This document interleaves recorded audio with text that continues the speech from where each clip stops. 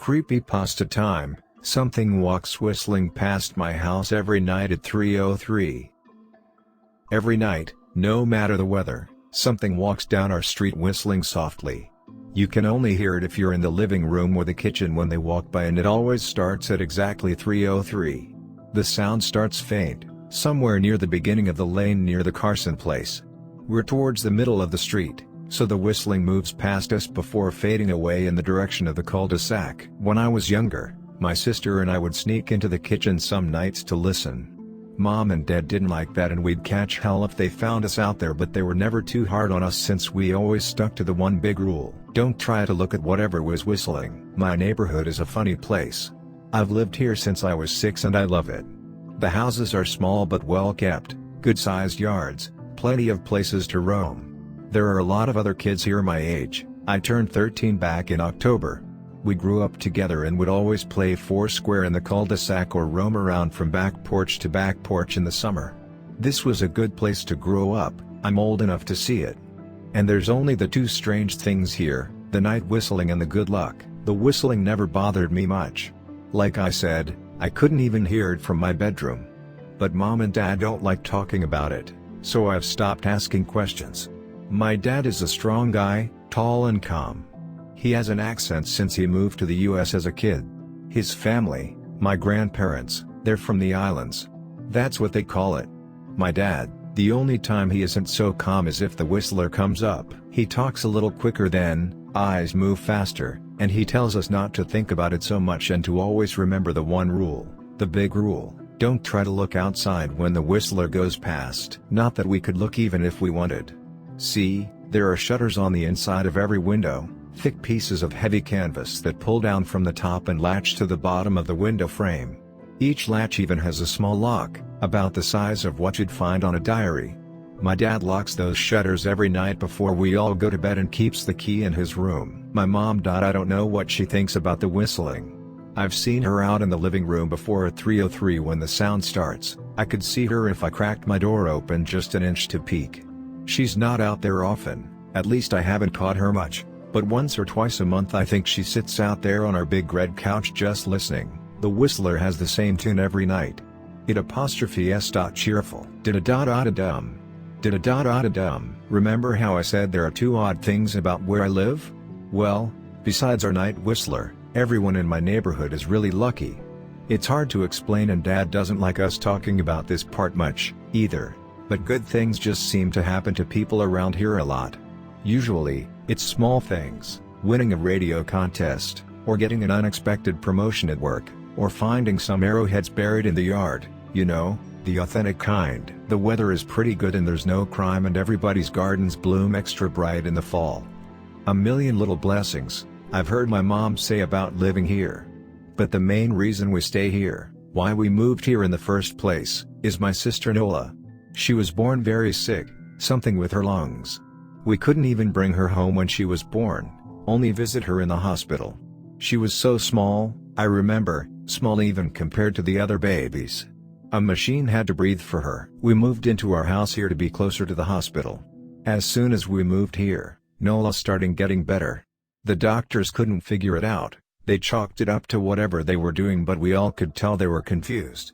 But my parents knew, even I knew, Nola getting better was just another of the million little blessings we got for living in our neighborhood. So that's why we stayed even after we found out that, for every small miracle that happens here every day, now and then some bad things happen. But they only happen if you look for the whistler. See, our neighborhood has a welcoming committee. They show up with macaroni casserole and a gift basket and a manila folder whenever someone new moves in. They're very friendly. 4 people showed up when we moved in 7 years ago.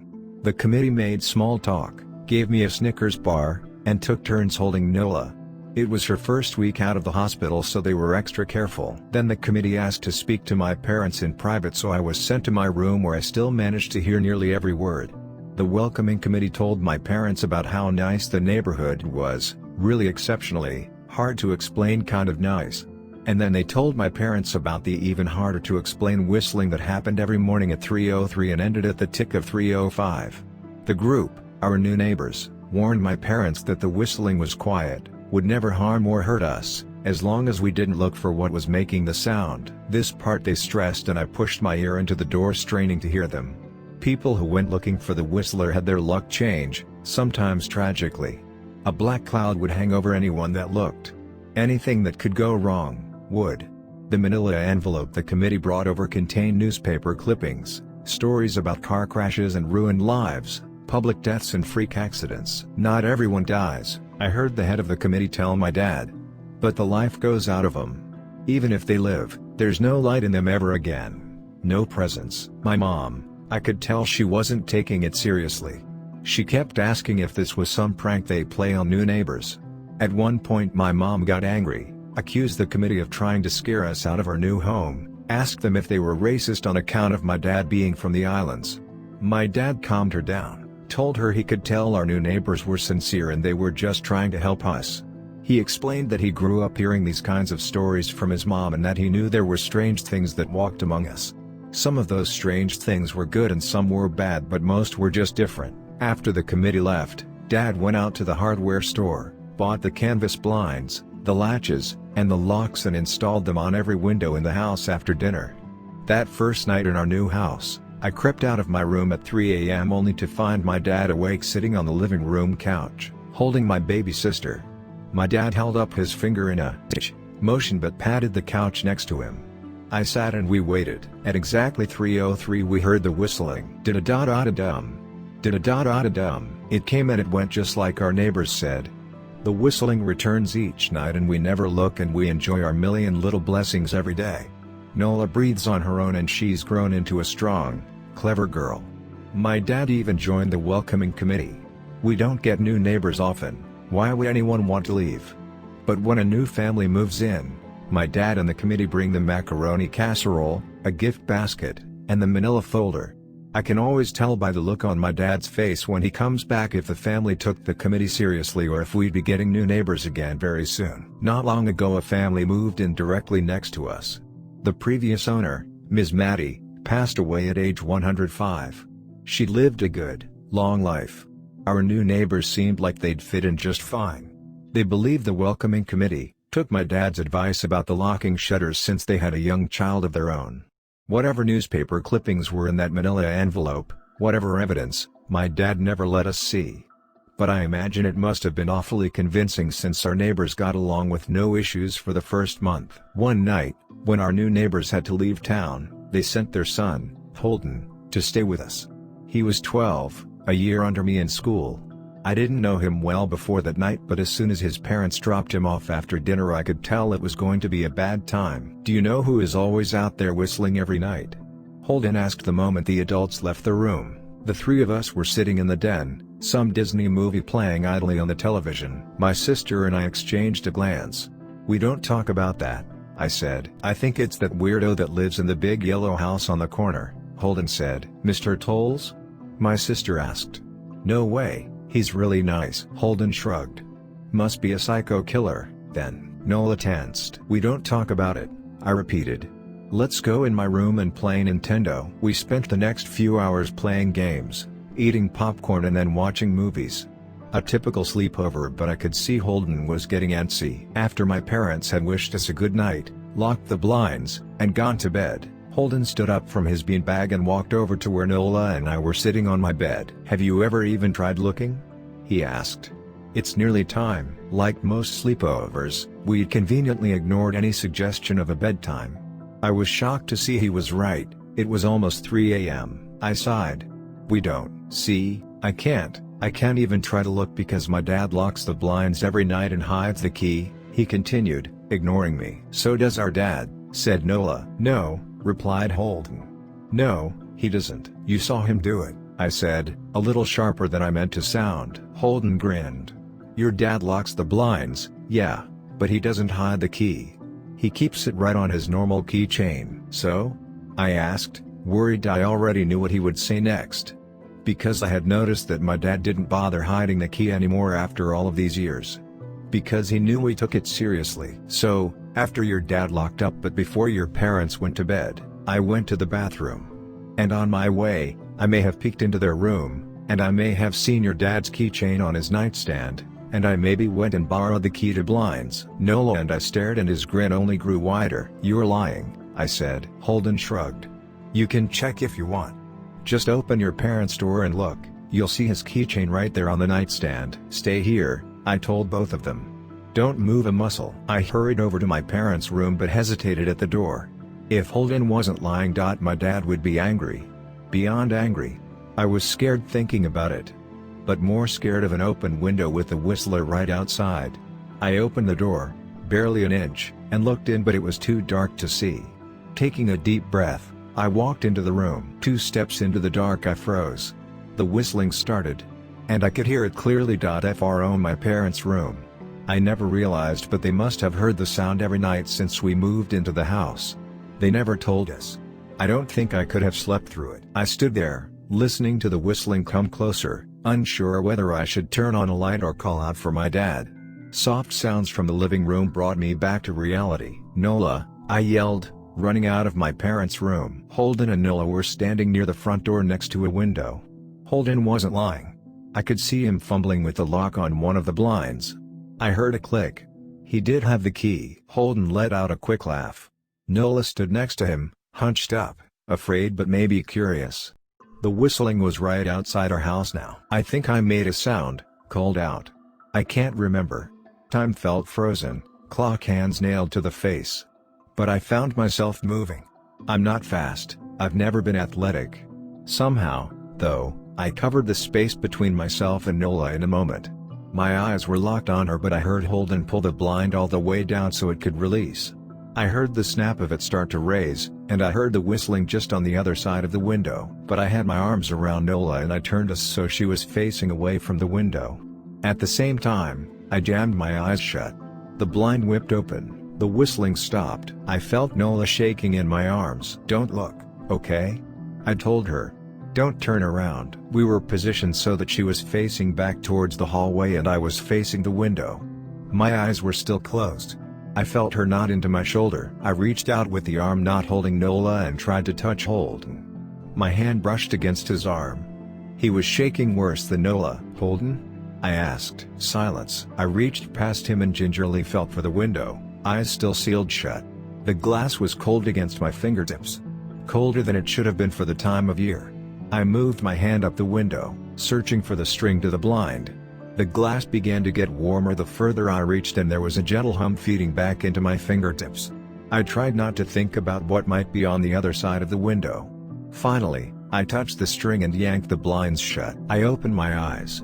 In the dim light leaking out from the kitchen, I could make out Holden, pale and small, staring at the now closed window. "Holden?" I asked again. He turned towards me and he screamed. Everything became a flurry of motion. Lights sparked to life in the hall, then the living room. My parents' footsteps thudded across the hardwood floor. I didn't turn to look back at them. My eyes were glued to Holden. He was pale, had bit his lip so hard there was a thin red line of blood running down his chin, and he'd wet himself. "What happened?" my dad asked from behind me. I managed to swivel away from Holden and look back. He looked. I'd never seen my dad scared before, but I saw it that night. In that moment, an old, ugly terror stitched on his face. A parent's fear. "Just Holden?" he mouthed to me. I nodded yes. My dad let out a breath. He looked so relieved I nearly expected him to cheer. But then he turned to Holden and my dad's face changed. I wondered if he felt bad for feeling good that Holden was the only one that looked. There was a knock at the door. We all froze. Holden whimpered. "Don't answer it," my mom said. She stood at the threshold of the hall. I'd always thought she was a skeptic and just humored my dad about the windows and the Whistler, but that night we were all believers. I noticed that both of my parents held baseball bats they must have taken from their bedroom. The knock came again, a little louder this time. "Please don't open the door," Holden whispered. My dad walked over to him, hugged him close. "We won't," my dad promised, still holding his bat. "Nothing is coming in here tonight." Thud thud thud. This time the knocking was loud enough to rattle the door. Holden screamed again and Nola clutched her arms around my neck. My mom came over and knelt down next to us, wrapping my sister and me close. Thud thud thud. "Call the police," my mom whispered to my dad. The knocking instantly stopped. My dad looked over his shoulder at us. "Do you think?" He was cut off by frantic knocking that trailed off to a polite tap tap tap. "Please, Something said from the other side of the door. The voice from outside sounded exactly like my mom, like a parrot repeating the words back to her. Police. Call. The police. Tap tap tap police. My mom pulled us closer. Please. Please. Please. Please. Please stop, I heard her whisper. I don't think calling them will help, my dad said. How will we know when they're the ones at the door? The knocking came back harder than before. The door shook. Then it stopped. After a long moment, I heard the knocking again, but it was coming from our back door. We all turned together towards the back door, but the knocking immediately returned to the front door. Front to back to front, loud and quiet, then loud again. Suddenly, the sound was coming from both doors at once, big, heavy blows like a sledgehammer. Then something started rapping against all of the windows in the house, then the walls. It was like we were living inside a drum with a dozen people trying to play at once. Or we were a turtle and something was attempting to claw us out of our shell. Stop! Holden yelled. The knocking died. I won't tell, Holden said, staring at the door. I promise I won't tell anyone what I saw. Just please go away. We waited for nearly a minute. Then we heard it, a soft tap tap tap coming from the window Holden had looked through earlier. Holden started to cry, sobbing like a prisoner watching gallows being built outside their cell. My dad held him, brushed his hair but never lied to him, never told him things would be okay. The tapping at the window went on for the rest of the night. We huddled together in the living room for I don't know how long. Eventually, my mom tried to take us kids into my room while my dad stayed to watch the door. But the second we moved into my bedroom, the knocking came back, so loud it was possible to ignore. I was afraid the door couldn't take it. We went back to the living room and the knocking stopped. Only the tap tap tap on the window remained. None of us slept that night. The tapping stopped around 7 a.m. That's about the time the sun comes up here. We waited another 2 hours before my dad opened the blinds from one window.